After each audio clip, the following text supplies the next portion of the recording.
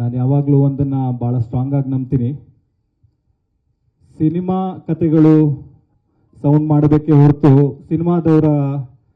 ಸಿನಿಮಾದ ಹಿಂದಿನ ಕತೆಗಳು ಸಿನಿಮಾದವ್ರ ಕತೆಗಳು ಸೌಂಡ್ ಮಾಡಬಾರ್ದು ಅಂತ. ಅನ್ಫಾರ್ಚುನೇಟ್ಲಿ ಇವತ್ತು ಆ ಥರದೊಂದು ಇನ್ಸಿಡೆಂಟ್ ಆಯಿತು. I am extremely sorry for that. ಅದ್ರ ಬಗ್ಗೆ ವಿವರವಾಗಿ ಮಾತಾಡೋಣ. ಅದನ್ನು ಹೊರತುಪಡಿಸಿದ್ರೆ ನಿಮ್ಗೆಲ್ರಿಗೂ ಟ್ರೈಲರ್ ಇಷ್ಟ ಆಗಿದೆ ಅಂತ ಅನ್ಕೋತೀನಿ. ಇದು ಒಂದು ಕರಾವಳಿಯ ಬಹಳ ಹಳೆಯ ಇತಿಹಾಸ ಇರುವಂಥ ಜಾನಪದ, ನೂರಾರು ಸಾವಿರಾರು ವರ್ಷಗಳ ಇತಿಹಾಸ ಇರುವಂಥ ಒಂದು ಕಂಬಳ ಅನ್ನುವ ಒಂದು ಗ್ರಾಮೀಣ ಕ್ರೀಡೆಯ ಮೇಲೆ ಮಾಡಿರುವಂಥ ಒಂದು ಕತೆ. ಸೊ ಹಾಗಾಗಿ ತುಂಬ ಜನ ಪ್ರಯತ್ನ ಪಟ್ಟಿದ್ದಾರೆ. ರೂರಲ್ ಸ್ಪೋರ್ಟ್ಸ್ ಮೇಲೆ, ಕಂಬಳದ ಮೇಲೆ ಕತೆ ಮಾಡಬೇಕು, ಸಿನಿಮಾ ಮಾಡಬೇಕು ಅಂತ ತುಂಬ ಜನ ಪ್ರಯತ್ನ ಪಟ್ಟಿದ್ದಾರೆ. ಆದರೆ ಇದೆಲ್ಲದಕ್ಕಿಂತ ಬೇರೆಯದಾದ ಒಂದು ಸಿನಿಮಾ ಅಂತ ನಾನು ನಂಬ್ತೀನಿ. ಇದಕ್ಕೆ ಸಿಕ್ಕಾಪಟ್ಟೆ ಜನರ ಶ್ರಮ ಇದೆ. ನಾನೊಬ್ಬ ಅಥವಾ ನಿರ್ಮಾಣ ಸಂಸ್ಥೆ ಒಂದರಿಂದ ಆಗೋದಿಲ್ಲ. ಸಿಕ್ಕಾಪಟ್ಟೆ ಜನರ ಶ್ರಮ ಇದೆ. ಕಲಾವಿದರು ಕೆಲಸ ಮಾಡಿದ್ದಾರೆ, ಕಾರ್ಮಿಕರು ಕೆಲಸ ಮಾಡಿದ್ದಾರೆ, ಟೆಕ್ನಿಷಿಯನ್ಗಳು ಕೆಲಸ ಮಾಡಿದ್ದಾರೆ. ಅವರೆಲ್ಲರಿಗೂ ಥ್ಯಾಂಕ್ಸ್ ಹೇಳಕ್ಕೆ ಇಷ್ಟಪಡ್ತೀನಿ. I think will take the media questions. ಹಾಗೆ ಅದೇ ಈಗ ಗಲಾಟೆ ಆಗಕ್ಕೆ ಪ್ರಮುಖ ಕಾರಣ ಏನು ಅಂದ್ರೆ, ಈಗ ಅಭಿಮಾನಿಗಳಿಗೆ ಇದ್ರ ಬಗ್ಗೆ ಗಮನಕ್ಕಿರ್ಲಿಲ್ವಾ? ಪ್ರಜ್ವಲ್ ಅವ್ರಿಗೆ ಇದ್ರ ಬಗ್ಗೆ ಗಮನಕ್ಕಿತ್ತ? ಪ್ರಜ್ವಲ್ ಅವರು ಯಾಕೆ ಕಾರ್ಯಕ್ರಮಕ್ಕೆ ಬರ್ಲಿಲ್ಲ ಅನ್ನುವಂಥದ್ದು ಸರ್ ಪ್ರಮುಖವಾಗಿ. ನಿನ್ನೆ ರಾತ್ರಿವರೆಗೂ ಬರ್ತೀವಿ ಅಂತ ಹೇಳಿದ್ರು. ಅವರ ಅಭಿಮಾನಿಗಳು ಒಂದು 100 ಜನ ಬರ್ತಾರೆ ಅಂತಲೂ ಇನ್ಫಾರ್ಮ್ ಮಾಡಿದ್ರು. ಅವ್ರುಗಳಿಗೆ ಪಾಸು, ಅವ್ರುಗಳು ಬರೋದಕ್ಕೆ ವ್ಯವಸ್ಥೆನೂ ಆಗಿತ್ತು. ಆಮೇಲೆ ಇಲ್ಲಿ ಬಂದಿರೋರು ಅಭಿಮಾನಿಗಳು ಅಂತ ಯಾರ್ಯಾರು ಹೇಳ್ತಾ ಇದ್ದಾರಲ್ಲ, ಅವರೆಲ್ಲರೂ ನನಗೂ ಗೊತ್ತಿರೋ ಹುಡುಗರೆ, ನನ್ನ ಸ್ನೇಹಿತರೆ. ನಮ್ಮ ಅಭಿ ಅಂತ ಇಲ್ಲೊಬ್ಬ ಹುಡುಗ ಮಾತಾಡ್ತಿದ್ನಲ್ಲ, ಅವನು ಪ್ರಜ್ವಲ್ ಅವ್ರ ಅಸಿಸ್ಟೆಂಟು. ಆಮೇಲೆ ಇನ್ನೊಬ್ರು ನಮ್ಮ ದೇವು, ಇವರೆಲ್ಲ ನಮ್ಮ ಆತ್ಮೀಯ ಹುಡುಗರೆ, ಪ್ರಜ್ವಲ್ ಅವ್ರ ಜೊತೆಗೇ ಇರೋರು ಇವರು. ಸೊ ಅವ್ರು ಯಾಕೆ ಸಡನ್ ಆಗಿ ಬರಬಾರ್ದು ಅಂತ ಡಿಸೈಡ್ ಮಾಡಿದ್ರು ಅಂತ ನಂಗೆ ಪ್ರಾಮಾಣಿಕವಾಗಿ ಗೊತ್ತಿಲ್ಲ. ಅವ್ರದ್ದೊಂದು ಸಣ್ಣ ಡಬ್ಬಿಂಗ್ ಇಶ್ಯೂ ಒಂದಿತ್ತು. ಅವ್ರ ವಾಯ್ಸು ಸೂಟ್ ಆಗುತ್ತಾ ಆಗಲ್ವಾ? ಯಾಕಂದರೆ ಮಂಗಳೂರು ಥರದ ಭಾಷೆ ಆಗಿರೋದ್ರಿಂದ 100% ಸೂಟ್ ಆಗಬಹುದಾ ಆಗಲ್ವಾ? ಇನ್ನೂ ಸ್ಪೇಸ್ ಇದೆ, ಇನ್ನೂ ಡಬ್ಬಿಂಗ್ ಮಾಡಬೇಕು ನಾವು ಅಂತಲೇ ಇದ್ದೀವಿ. ಇನ್ನೂ ನಮ್ಮ ಡಬ್ಬಿಂಗ್ ಸ್ಟುಡಿಯೋನ ಬ್ಲಾಕ್ ಮಾಡು ಇಟ್ಟಿದ್ದೀವಿ. ಇನ್ನು 24ಕ್ಕೆ ರಿಲೀಸ್ ಇರೋದ್ರಿಂದ ಒಂದ್ಸತಿ ಎಫರ್ಟ್ ಹಾಕ್ಬೋದು, ಚೆನ್ನಾಗಿ ಬಂದರೆ ಅದನ್ನು ಇಟ್ಕೊಳ್ಳೋಣ ಅಂತನ್ನೋದು ಒಂದು ಥಾಟ್ ಇದೆ. ಆದರೆ ಸಡನ್ನಾಗಿ ಈ ಥರದ್ದು ಇವರೆಲ್ಲ ಗೊತ್ತಿರೋರೆ. ಆಮೇಲೆ ಇವ್ರು ಯಾರು ಬೇರೆಯವರಲ್ಲ, ಇವ್ರು ಯಾರು ನಮ್ಗೆ ಗೊತ್ತಿಲ್ಲದೆ ಇರೋರಲ್ಲ, ಎಲ್ಲಿಂದನೂ ಉದ್ಭವ ಆಗಿರೋರಲ್ಲ, ಗೊತ್ತಿರೋರನ್ನೇ ಈ ತರ ಬಂದು ಮಾಡೋದಕ್ಕೆ ಕಾರಣ ಏನು ಅಂತ ನಂಗೆ ನಿಜವಾಗ್ಲೂ ಗೊತ್ತು. ಸರ್, ಈಗ ಸಿನಿಮಾ ನೀವು ಆರಂಭದಲ್ಲೇ ಒಂದು ರೀತಿ ಕ್ಲಾರಿಟಿ ಕೊಡೋ ಪ್ರಯತ್ನ ಮಾಡ್ತಾರೆ ಅಂದ್ರೆ, ಅವರ ಅಭಿಮಾನಿಗಳೇ ಮಾಡ್ತಾ ಇರುವಂಥದ್ದು, ಮತ್ತೆ ಕಾರ್ಯಕ್ರಮಕ್ಕೂ ಮುಂಚೆನೆ ಅವ್ರಿಗೆ ಗಮನಕ್ಕಿರ್ಲಿಲ್ವಾ ಹೇಗೆ ಅನ್ನುವಂಥದ್ದು ಸರ್? ಅಲ್ಲ, ಖಂಡಿತವಾಗ್ಲೂ ಇರಲಿಲ್ಲ. ಯಾಕಂದ್ರೆ ಅವರೆಲ್ಲ ಫಂಕ್ಷನ್ ಅಟೆಂಡ್ ಮಾಡೋಕ್ಕೆ ಅಂತ ಬಂದವರು. ಅವರೆಲ್ಲರೂ ಈ ಟ್ರೈಲರ್ನ ಎಂಜಾಯ್ ಮಾಡಬೇಕು ಅಥವಾ ಈ ಥರದೊಂದು ಸಮಾರಂಭನ ಸೆಲೆಬ್ರೇಟ್ ಮಾಡಬೇಕು ಅಂತ ಬಂದವರು. ಆಮೇಲೆ ನಾವು ಪ್ರತಿ ಸಲನೂ ಹೇಳ್ಕೊಂಡು ಬಂದಿದ್ದೀವಿ, ನೋಡಿ ಇದು ಸಿನಿಮಾ ಟೈಟಲ್ ನೋಡಿದ್ರೆ ನಿಮ್ಗೆ ಗೊತ್ತಾಗುತ್ತೆ, ಇದು ಪ್ರಜ್ವಲ್ ಅವ್ರದೇ cinema. Dynamic prince Prajwal Devaraj ಅಂತ ಹೆಸರಿದೆ ಬಿಟ್ರೆ 25, 30, 40 ವರ್ಷದಿಂದ ಕೆಲಸ ಮಾಡಿರೋ ಶ್ರೀಧರ್ ಸರ್ ಹೆಸರಿಲ್ಲ, ಮಿತ್ರ ಸರ್ ಹೆಸರಿಲ್ಲ, ರಾಜ್ ಶೆಟ್ಟರ್ ಹೆಸರಿಲ್ಲ. ಯಾಕೆ ಅಂತಂದ್ರೆ ಒಂದು ಪ್ರೊಟ್ಯಾಗನಿಸ್ಟ್, ಒಂದು ಕಥಾನಾಯಕ ಅಂತ ನಾವು ಪಾತ್ರಕ್ಕೆ ಆಯ್ಕೆ ಮಾಡಿ ಮುಂದಕ್ಕೆ ಹೋದ್ಮೇಲೆ ಅದೇ ಥರನೇ ಟ್ರಾವೆಲ್ ಮಾಡಬೇಕಾಗತ್ತೆ. ಆದರೆ ಈ ಥರದೊಂದು ಘಟನೆ ಮಾಡಬೇಕು ಅಂತ ಅನ್ಕೊಂಡೆ ಬಂದಾಗ ಕಾಣಿಸ್ತಿದೆ. ಅದು ಯಾಕೆ ಅಂತ ಅನ್ನೋ ಪ್ರಶ್ನೆ ನನಗೂ ಇದೆ. ನಾನು ಖಂಡಿತವಾಗ್ಲೂ ಇದು ಯಾಕೆ ಆಗಿರ್ಬೋದು ಅಂತ ಕೇಳ್ತೀನಿ. ನಮ್ಮ ಜೊತೆ ಏನೇ ಭಿನ್ನಾಭಿಪ್ರಾಯ ಇದ್ರೂ ಅದನ್ನ ಕೂತು ಮಾತಾಡೋದಕ್ಕೆ ಒಂದು ಜಾಗ ಅಂತಿರುತ್ತೆ, ಒಂದು ವೇದಿಕೆ ಅಂತಿರುತ್ತೆ. ಒಂದು ಸಮಾರಂಭಕ್ಕೆ ಬಂದು ಯಾಕೆ ಹಿಂಗೆ ಮಾಡ್ತಿದ್ದೀರಾ, ಅಭಿಮಾನಿಗಳ ಕಾಳಜಿ ನಮಗೂ ಅರ್ಥ ಆಗುತ್ತೆ. ನಾನು ಫಸ್ಟ್ ಸಿನಿಮಾ ಅಂಬರೀಷ್ ಅವ್ರ ಜೊತೆ ಮಾಡಿರೋದು. ನಾನು ಫಸ್ಟ್ ಸಿನಿಮಾ ಡೈರೆಕ್ಟ್ ಮಾಡಿದ್ದು ಅಂಬರೀಷ್ ಅವರು, ಸುದೀಪ್ ಸರ್ ಪ್ರೊಡ್ಯೂಸ್ ಮಾಡಿದ್ರು. ಸುದೀಪ್ ಸರ್ ಜೊತೆ ನಾನೊಂದು 10 ವರ್ಷ ಅಸೋಸಿಯೇಟ್ ಡೈರೆಕ್ಟರ್ ಆಗಿ, ಅಸಿಸ್ಟೆಂಟ್ ಡೈರೆಕ್ಟರ್ ಆಗಿ ಕೆಲಸ ಮಾಡಿದ್ದೀನಿ. ಇಲ್ಲಿರುವ ಪ್ರತಿ ಮೀಡಿಯಾದವರು, ಪ್ರತಿ ಮಾಧ್ಯಮ ಮಿತ್ರರು, ಪ್ರತಿ ಟೆಕ್ನಿಷಿಯನ್ಸ್ ಯಾರಿದ್ದಾರೆ ನನಗೆ 1 to 1 ಪರಿಚಯ ಇದ್ದಾರೆ. ನೀವೆಲ್ಲರೂ ನನ್ನ ಸಹಾಯಕ ನಿರ್ದೇಶಕನಿಂದ ನಿರ್ದೇಶಕನಾಗೋವರೆಗೂ, ಅಂಬಿನಿಂಗ್ ವಯಸ್ಸಾಯ್ತು ಮಾಡೋವರೆಗೂ ನನ್ನ ನೋಡಿದ್ದೀರಾ. ಆದರೆ ಈ ಥರದ ಘಟನೆ ನಾನು ಎಲ್ಲೂ ನೋಡಿಲ್ಲ. ಹಾಗಾಗಿ ನನಗೂ ಒಂದು ಹೊಸ ಅನುಭವ ಇದು. ಖಂಡಿತವಾಗ್ಲೂ ಇಲ್ಲ, ಇರಿಸುಮುರುಸು ಆಗುವಂಥದ್ದು ಟ್ರೈಲರ್ಲಾಗ್ಲಿ ಇಡೀ ಕಥೆಯಲ್ಲಾಗ್ಲಿ ಏನೂ ಇಲ್ಲ. ಇದು ಇರಿಸುಮುರುಸು ಆಗುವಂಥ ಪ್ರಶ್ನೆ ಇದ್ರಲ್ಲಿ ಬರಲ್ಲ.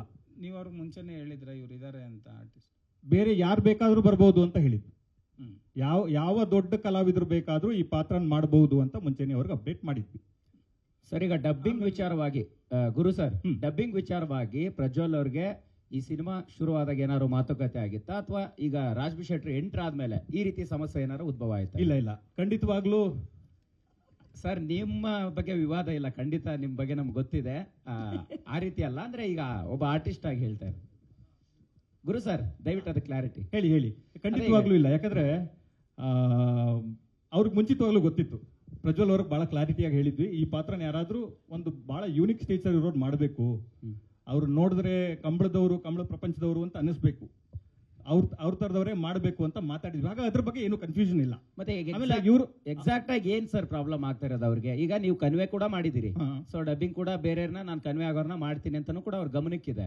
ಸೊ ಹಾಗಾದ್ರೂ ಕೂಡ ಯಾಕೆ ಈ ರೀತಿ ಸಮಸ್ಯೆ? ಮತ್ತೆ ಈಗ ಈ ಇವೆಂಟ್ಗೂ ಮುಂಚೆ ಯಾವಾಗ ಮಾತಾಡಿದ್ರಿ, ಅವರಿಂದ ಏನ್ ಉತ್ತರ ಬಂತು? ಇಲ್ಲ, ಈ ಇವೆಂಟ್ ಮುಂಚೆ ಒಂದು ಹೆಚ್ಚು ಕಡಿಮೆ 1.5-2 ತಿಂಗಳಿಂದ ಅವ್ರನ್ನ ರೀಚ್ ಆಗಿ ಟ್ರೈ ಮಾಡ್ತಾ ಇದ್ದೀವಿ. ಅವರು ಶೂಟಿಂಗ್ ಅಲ್ಲಿ ಇದ್ದಾರೆ, ಬಿಸಿ ಇದ್ದಾರೆ, ಸಿಗ್ತಾರೆ ಅಂತ ನಮಗೆ ಕಮ್ಯುನಿಕೇಟ್ ಆಗ್ತಾ ಇದೆ, ಆಯ್ತಾ. ಆದ್ರೆ ನಾನು ಈ ಸಿನಿಮಾಗೆ ನಿರ್ದೇಶಕನೂ ಹೌದು, ನಿರ್ಮಾಪಕನೂ ಹೌದು. ಹಾಗಾಗಿ ನಾನು ನನ್ನ ಕೆಲಸಗಳಲ್ಲಿ ಬಿಸಿ ಇದ್ದೀನಿ, ಇದನ್ನ ಕಮ್ಯುನಿಕೇಟ್ ಮಾಡೋದಕ್ಕೆ ನನ್ನ ಟೀಮ್ ಇದೆ. ಅವ್ರು ಕಮ್ಯುನಿಕೇಟ್ ಮಾಡ್ತಾ ಇದ್ದಾರೆ, ಅವ್ರು ಬಿಸಿ ಇದ್ದಾರೆ, ಸಿಗ್ತಾರೆ, ಹೇಳ್ತಾರೆ ಅಂತ ಅವರ ಮ್ಯಾನೇಜರ್ ನಮಗೆ ಕಮ್ಯುನಿಕೇಟ್ ಮಾಡ್ತಾ ಇದ್ರು. ಆದ್ರೆ ಈ ಸಮಸ್ಯೆ ನಿನ್ನೆ ರಾತ್ರಿವರೆಗೂ ಇರಲಿಲ್ಲ. ಓಕೆ, ಅಲ್ಲ ಪ್ರಜ್ವಲ್ ಅವ್ರ ಜೊತೆಗೆ ನೀವು ನೇರವಾಗಿ ಮಾತಾಡಿದ್ದೀರಾ? ನಾನು ಮಾತಾಡಿ 1-2 ತಿಂಗಳಾಗಿರ್ಬೋದು. ಏನ್ ಕಾರಣ ಸರ್ ಅಲ್ಲಿಂದ ಇಷ್ಟು ಗ್ಯಾಪ್ ಆದ್ರೂ? ನನ್ನ ಎಲ್ಲಾ ಮೆಸೇಜ್ಗಳಿಗೂ, ಎಲ್ಲಾ ಫೋನ್ಗಳಿಗೂ ಅವ್ರದ್ದು ರೆಸ್ಪಾಂಡ್ ಮಾಡ್ತಾ ಇಲ್ಲ.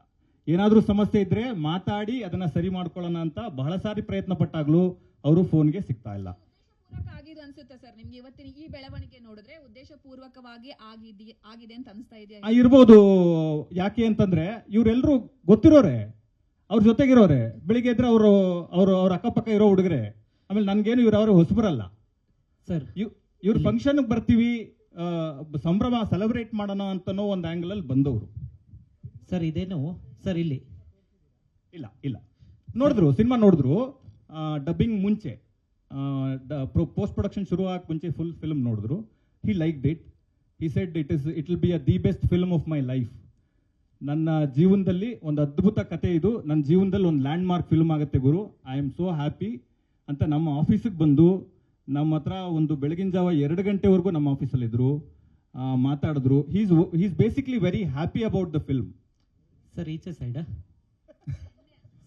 ಸರ್ ಇಲ್ಲಿ ಸರ್ ಗುರು ಸರ್ ಇಲ್ಲಿ ಸಿನಿಮಾ ಡಿಲೇ ಆಗಕ್ಕೆ ಪ್ರಜ್ವಲ್ ಅವರೇ ಕಾರಣನ ಹೇಗೆ ಅಂತ? ಖಂಡಿತವಾಗ್ಲೂ ಇಲ್ಲ. ಯಾಕಂದ್ರೆ ಯಾವತ್ತೋ ಕರಾವಳಿ ಬರ್ಬೇಕಿತ್ತು, ಸಾಕಷ್ಟು ಬಾರಿ ರಿಲೀಸ್ ಡೇಟ್ ಅನೌನ್ಸ್ ಮಾಡ್ತೀನಿ ಅಂತಿದ್ರಿ. ಇಲ್ಲ, ರಿಲೀಸ್ ಡೇಟ್ ನಾವು ಫಸ್ಟ್ ಒಂದೇ ಅನೌನ್ಸ್ ಮಾಡಿದೀವಿ, ಅದೇ ಡೇಟ್ಗೆ ಸ್ಟಿಕ್ ಆನ್ ಆಗ್ತಾ ಇದೀವಿ. ಡಿಲೇ ಆಗೋದಕ್ಕೆ ಖಂಡಿತವಾಗ್ಲೂ ಅವ್ರ ಕಾರಣ ಅಲ್ಲ. ಡಿಲೇ ಆಗೋದಕ್ಕೆ 100 ಕಾರಣ ಇದೆ. ಅದೇನು ಅಂತಂದ್ರೆ, ಈ ತರದ ಒಂದು ಬ್ಯಾಕ್ ಡ್ರಾಪ್ ಇರೋ ಫಿಲ್ಮ್, ಐ ಆಮ್ ಶೋರ್ ನಿಮ್ಗೆ ಟ್ರೇಲರ್ ನೋಡಿದಾಗ ನಿಮ್ಗೆ ಗೊತ್ತಾಗುತ್ತೆ. ಯಾಕೆ ಅಂತಂದ್ರೆ ಇದರಲ್ಲಿ 100 ಕೋಣಗಳಿದಾವೆ, ಕಂಬಳಗಳಿದಾವೆ, ಜನ ಇದ್ದಾರೆ, ಪ್ರತಿ ಫ್ರೇಮಲ್ಲೂ ಎಷ್ಟು ಎಫರ್ಟ್ ಇದೆ ಅಂತ ಐ ಆಮ್ ಶೋರ್ ನಿಮ್ಗೆಲ್ಲ ಕಾಣಿಸ್ತಿದೆ.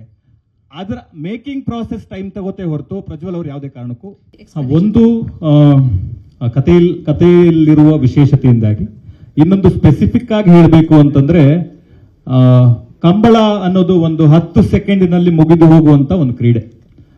10 ಸೆಕೆಂಡ್ ಅಲ್ಲಿ ಮುಗಿದು ಹೋಗುವ ಸ್ಪೋರ್ಟ್ಸ್ ಹಿಂದೆ 10 ವರ್ಷದ ಶ್ರಮ ಇರುತ್ತೆ. ಆ ಶ್ರಮದ ಹಿಂದೆ ಒಂದು ಪ್ರಪಂಚ ಇದೆ. Forget about winning the race. ಒಂದು ಜೊತೆಯ ಜೋಡಿ ಕೋಣವನ್ನ ಕಂಬಳದ ಗದ್ದೆಗೆ ತಗೊಂಡೋಗಿ ನಿಲ್ಲಿಸಬೇಕು ಅಂತಂದ್ರೆ 10 ವರ್ಷ ಆಗುತ್ತೆ. ಆ ಎಫರ್ಟ್ ಇದೆಯಲ್ಲ, ಒಬ್ಬ ಸಾಮಾನ್ಯ ಮನುಷ್ಯ ಒಂದು 10 ಸೆಕೆಂಡ್ ಅಲ್ಲಿ ಮುಗಿದು ಹೋಗುವ ಕ್ರೀಡೆಯ ಮೇಲೆ ಅದು ಯಾಕೆ ಅಷ್ಟು ಫ್ಯಾಸಿನೇಟ್ ಆಗಿ ಎಫರ್ಟ್ ಆಗ್ತಾನೆ? ಅವನ ಡ್ರೈವಿಂಗ್ ಫೋರ್ಸ್ ಯಾವುದು? ಅವನನ್ನ ಅಷ್ಟು ಇಲ್ಲ, ನಾನು ಒಂದಲ್ಲ ಒಂದಿನ ಒಂದು ರೇಸ್ ಗೆಲ್ತೀನಿ ಅಂತ 10, 15, 20 ವರ್ಷದಿಂದ ಕಂಟಿನ್ಯೂಸ್ ಆಗಿ ಯಾವುದೇ ಎಕ್ಸ್ಪೆಕ್ಟೇಷನ್ ಇಲ್ಲದೆ ಟ್ರಾವೆಲ್ ಮಾಡ್ತಾ ಇರುವ ಒಬ್ಬ ಸಾಮಾನ್ಯ ಮನುಷ್ಯರುಗಳು ನಮ್ಮ ಕರಾವಳಿಯಲ್ಲಿ, ಉಡುಪಿ, ಮಂಗಳೂರು, ಕುಂದಾಪುರ ಭಾಗದಲ್ಲಿ ಸಾವಿರಾರು ಜನ ಸಿಗ್ತಾರೆ. ಅವರ ಕತೆ ಅಂತ ಹೇಳ್ಬೋದು. ಹಾಗಾಗಿ ಇದು ವಿಶೇಷವಾದ ಕತೆ, ಹಾಗಾಗಿ ಇದು ಭಿನ್ನವಾಗಿ ನಿಲ್ಲುತ್ತೆ ಅಂತ ಹೇಳ್ತೀನಿ ನಾನು. ಗುರು ಸರ್, ರಾಜ್ಬಿ ಶೆಟ್ಟಿ ಅವರೇ ಇಲ್ಲಿ ಗುರು ಸರ್ ಇಲ್ಲಿ ಕೇಳ್ತಾ ಇದ್ದೀನಿ. ಈಗ ಎಷ್ಟು ಕೋಣಗಳನ್ನ ಸಿನಿಮಾದಲ್ಲಿ ನೀವು ಬಳಸಿದ್ರಿ, ಜೊತೆಗೆ ಕೆಲವೊಂದ್ಸಲ ಮನುಷ್ಯರನ್ನ ಹ್ಯಾಂಡಲ್ ಮಾಡುವಂತದ್ದೇ ಕಷ್ಟ ಆಗುತ್ತೆ. ಸಿನಿಮಾದಲ್ಲಿ ಮೂಕ ಪ್ರಾಣಿಗಳನ್ನ ಯಾವ ರೀತಿ ನೀವು ಅದ್ರ ಮನಸ್ಥಿತಿಗೆ ತಕ್ಕಂಗೆ ಹ್ಯಾಂಡಲ್ ಮಾಡಿದ್ರಿ, ಇದರ ಜೊತೆಗೆ ರಾಜ್ಬಿ ಶೆಟ್ಟಿ ಅವ್ರ ಇನ್ಪುಟ್ಸ್ ಏನಾದ್ರು ಇತ್ತ?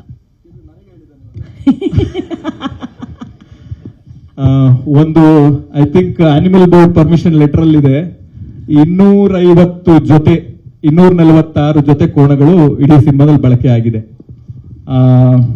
ಇನ್ನೊಂದು ಶೆಟ್ರ್ ಎಫರ್ಟ್ ಬಗ್ಗೆ ನಾನು ತುಂಬಾ ಜನಕ್ಕೆ ಆಲ್ರೆಡಿ ಹೇಳಕ್ ಶುರು ಮಾಡ್ಬಿಟ್ಟಿದ್ದೀನಿ. ನನ್ನ ಪುಣ್ಯಕ್ಕೆ ಪುಣ್ಯಾತ್ಮ ಬಂದ್ರು. ಇವತ್ತು ಇಂಡಸ್ಟ್ರಿ ಫೇಸ್ ಮಾಡ್ತಾ ಇರೋ ಚಾಲೆಂಜಸ್ ಇರಬಹುದು, ಅಥವಾ ಚಿತ್ರರಂಗ ಒಟ್ಟಾರೆಯಾಗಿ ಅದು ಪ್ರದರ್ಶಕರಿಂದ ಹಿಡಿದು ಬರವಣಿಗೆ ಹಂತದವರೆಗೂ ಇರುವ ಚಾಲೆಂಜಸ್ ಇದೆಯಲ್ಲ, ಅದನ್ನೆಲ್ಲ ಫೇಸ್ ಮಾಡಿ ಸಿನಿಮಾ ಮಾಡೋದೇ ದೊಡ್ಡ ವಿಷಯ. ಆ ತರದ್ರಲ್ಲಿ ಅದು ಈ ತರದ ಸಿನಿಮಾಕ್ಕೆ ಕಲಾವಿದರು ಮತ್ತು ಟೆಕ್ನಿಷಿಯನ್ಗಳ ಸಪೋರ್ಟ್ ಬಹಳ ಮುಖ್ಯ ಆಗುತ್ತೆ. ಅದು ಶೆಟ್ರ್ ಇರ್ಬೋದು, ಮಿತ್ರ ಸರ್ ಇರ್ಬೋದು, ರಮೇಶ್ ಇಂದ್ರ ಸರ್ ಇರ್ಬೋದು, ಸಂಪದ ಅವ್ರು ಇರ್ಬೋದು, ಸುಷ್ಮಿತಾ ಅವ್ರು ಇರ್ಬೋದು, ನನ್ನ ಟೆಕ್ನಿಷಿಯನ್ಗಳು ಇರ್ಬೋದು, ಎಲ್ರು ಅವರ ಸಪೋರ್ಟ್, ಜಸ್ಟ್ ಒನ್ ಬಿಲೀವ್, ಈ ಮನುಷ್ಯ ಒಂದು ಒಳ್ಳೆ ಫಿಲ್ಮ್ ಮಾಡಬಹುದು, ಇವನ ಹತ್ರ ಒಂದು ಒಳ್ಳೆ ಕತೆ ಇದೆ ಅನ್ನೋ ಒಂದು ನಂಬಿಕೆಯಿಂದ ಅವ್ರ ಜೊತೆಗೆ ನಿಂತಿದ್ದಾರೆ. I will be grateful to them.